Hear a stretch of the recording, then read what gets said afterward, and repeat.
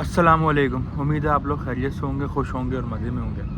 तो आप लोग सोच रहे होंगे कि आज मैं इस तरीके से वीडियो क्यों बना रहा हूँ, मेरे हाथ में क्यों नहीं है वीडियो, क्योंकि it's not a vlog, it's a expose video today.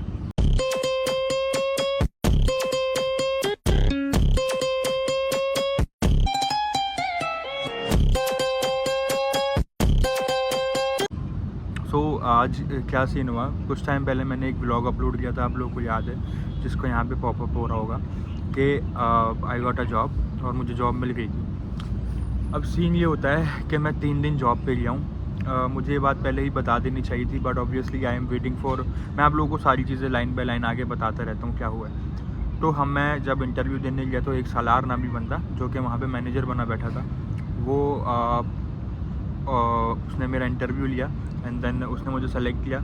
उसने मुझे बोला आपकी सैलरी होगी 2500 एंड देन आप आ जाओ कल से और आपको मैसेज आ जाएगा।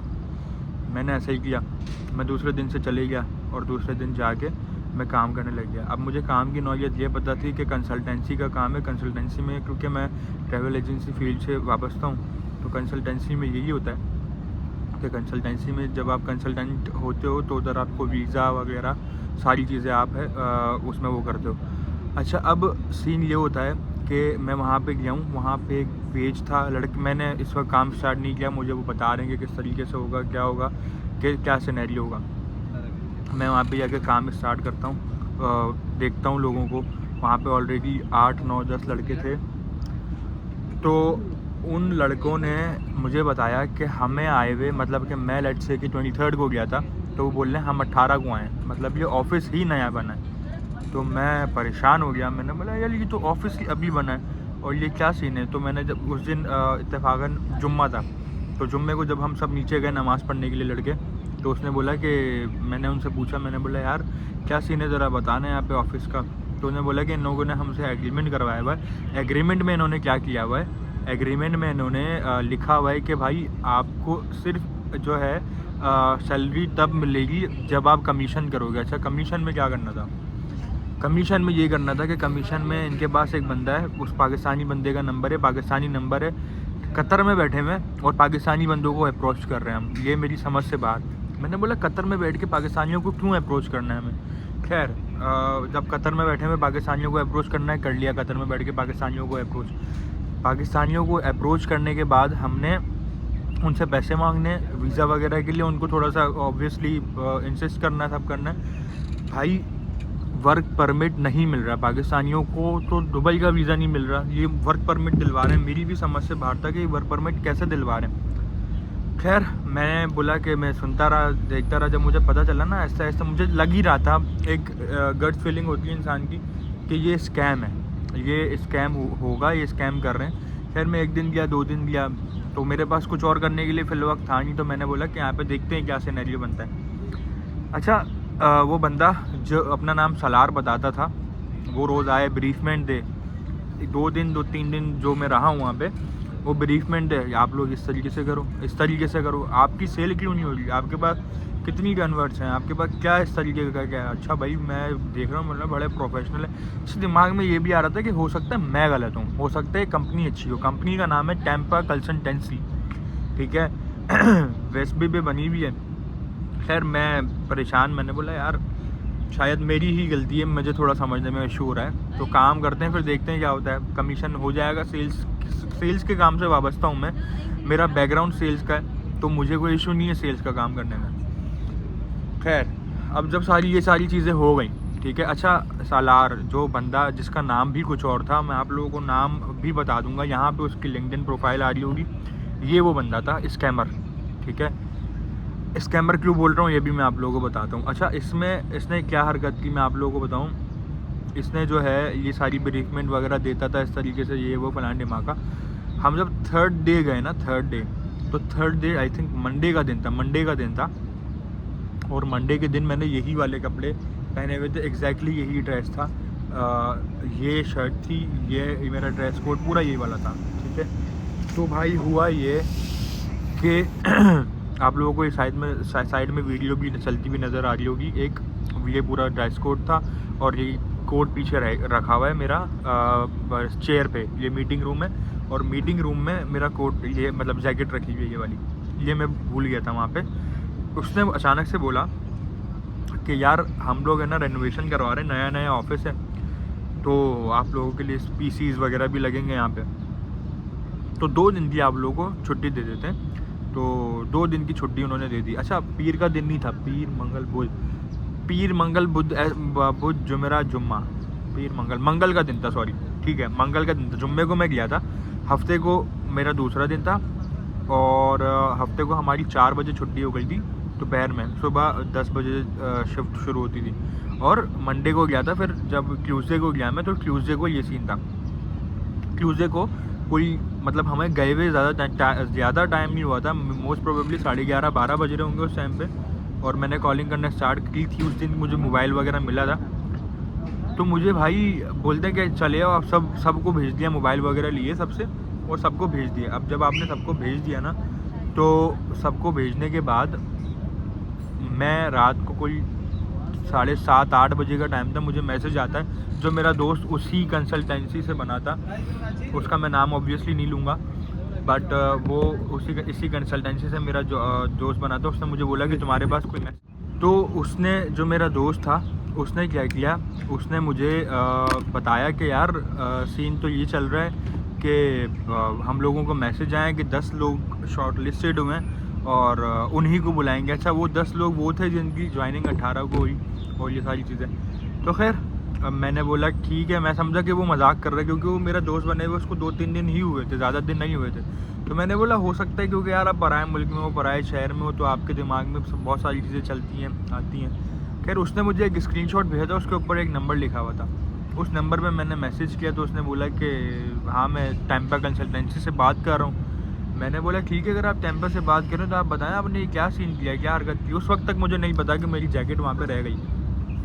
खैर तो भाई मैंने बोला कि यार समझ से बाहर है मेरी, तो कि सर ये क्या सीन है, आप इस तरीके से आपने ऑफिस बंद कर दिया, या 10 लड़कों को सेलेक्ट किया, तो क्या कर रहे हैं, 2 दिन बाद आप उधर बुलाएंगे जो बाकी के लड़कों को आपने नहीं। कोई मैसेज नहीं आया किसी को भी कि कल से नहीं आना, परसों से नहीं आ रहा। एटलीस्ट अगर आप ऑफिस बंद कर रहे हो तो एक मैसेज कर दो। तो इसका मतलब क्या हो गया कि आपकी कंपनी एक जगह, जो नई कंपनी खुली है, नया ऑफिस खुला है, वो आपने बंद करके भाग गए आप वहाँ से, ठीक है, वहाँ से आप भाग गए उसको छोड़ के, क्योंकि आपने स्कैम किया, क्योंकि आप स्कैमर हो।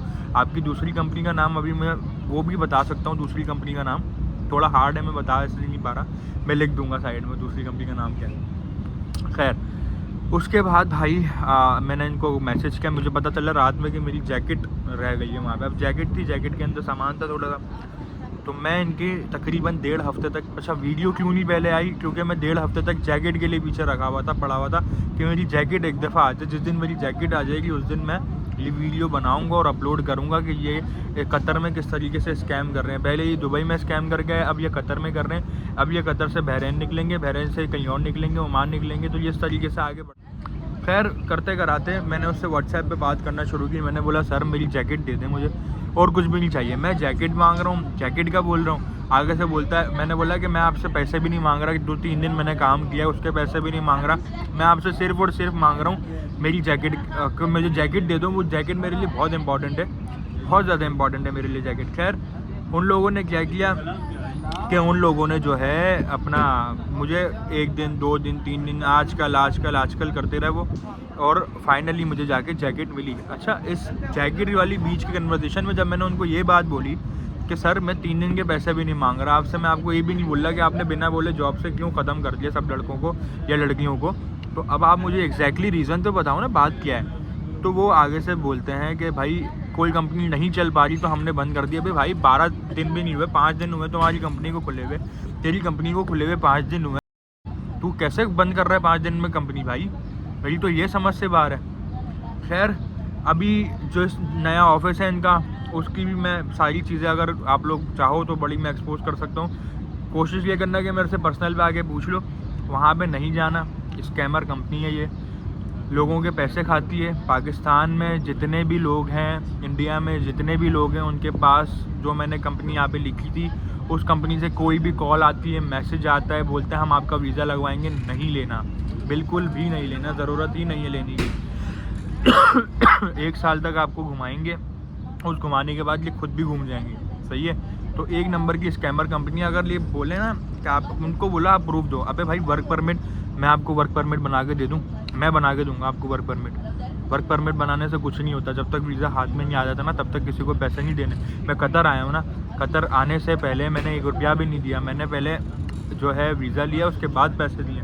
तो भाई इस तरीके से नहीं होता। खैर उसने जो है अभी तक जो मुझे पता चला है कि वो उस कंपनी में 6-6 हज़ार रियाल सैलरी है। यहाँ पे हमारे लिए 2000 वाली जॉब ढूंढना मुश्किल है, 6,000 रियाल सैलरी है। अच्छा 6,000 रियाल उनके लिए सैलरी है जो 80,000 लाख रियाल का स्कैम कर रहे हैं, और वहाँ पे हो रहा है भाई।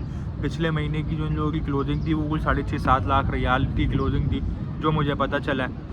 और मैंने उस शख्स की आपको दिखा दी लिंक्डइन कि ये आपको कहीं भी इंटरव्यू करता हुआ मिले, इसको चमाड़े मारो। इसके अलावा जो है अपना एक और जो बंदा जिससे मेरी बात हो रही थी, जो कहीं और का ऑनर है उसकी मैं वॉइस रिकॉर्डिंग सुना सकता हूँ। उससे मेरा कुछ इतना ताल्लुक़ है नहीं, उसने उससे बच्चा बच्चा करके बात की है, बेटा बच्चा करके ही बात की है। तो बस ये मैंने आज बताना था कि वो जॉब मेरी इस तरीके से स्कैम मेरे साथ हुआ, उस जॉब के रिलेटेड, उस जॉब के साथ। ठीक है, पहली जॉब थी, बहुत खुश थे हम। हमारे साथ जो एक प्यून होता था वहाँ पे, जो ऑफिस बॉय था, वो मुझे मिला था कुछ दिनों पहले। वो रो रहा था, बोल रहा है मेरी 3 महीने बाद जॉब लगी और मेरे साथ ये हो गया। क्योंकि वो लोग जुम्मे को चले गए थे, मैं नहीं गया था, मुझे पता था ये, मैं जुम्मे को नहीं गया था, वो गए, वो बेचारे रोते रहते वापस आ गए कि जॉब ख़त्म हो गई है। खैर तो भाई ये सारी सिचुएशन होती है, ये इंसान की फीलिंग्स के साथ खेलने वाली बात है, ये कोई अच्छी बात नहीं है। खैर बात यह है कि भाई ऐसी स्कैम जॉब से दूर रहो और पहले वेरिफिकेशन कर लो कि कंपनी लेजिट है कि नहीं है। ठीक है, दूसरी बस मैं ये बात बोलूँगा कि भाई मैंने जो आप लोगों को शक्लें दिखाई हैं, लिंक्डइन दिखाई है, इन लोगों से रब्ता करने की कोई ज़रूरत नहीं है। और कभी दिख जाए तो उनको फाड़ दो, उनको सवाल करो आगे से। ठीक है, मैं तुम्हें सारी चीज़ें, सारी बातें प्रूफ के साथ बता रहा हूँ। ठीक है, और वीडियो अगर समझ आई हो, पसंद आई हो, लाइक कर दो, शेयर कर दो और चैनल को सब्सक्राइब कर दो। मिलते हैं इंशाल्लाह नेक्स्ट व्लॉग में। और जॉब मेरी हो गई है तो वो मैं आप लोगों को आगे बता दूंगा क्या सीन है क्या नहीं है। तब तक के लिए अल्लाह हाफ़िज़।